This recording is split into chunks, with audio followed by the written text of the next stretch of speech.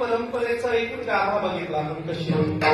आता आयुष्य चांगलं व्यतीत व्हावं यासाठी काय काय नियमावली दिली. पहिल्यांदा सांगितलं जोडुनिया धन,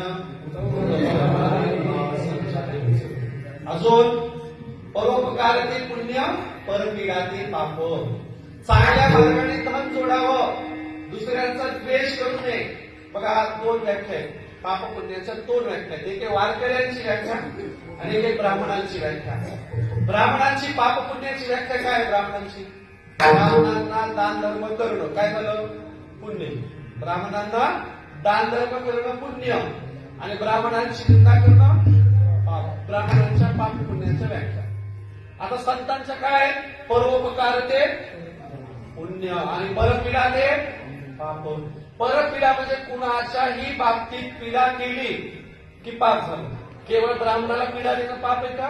कोणालाही पीडा दिली, काया वाचा मनाने कुणाचा द्वेष केला की काय झालं पाप झालं. आणि कुणालाही दान धर्म केला, अंगणात आला की वापस गेलाच नाही पाहिजे, त्याला काहीतरी दिलंच पाहिजे. कुणालाही दान धर्म केला, मदत केली, करुणा त्याच्या प्रती व्यक्त केली, दया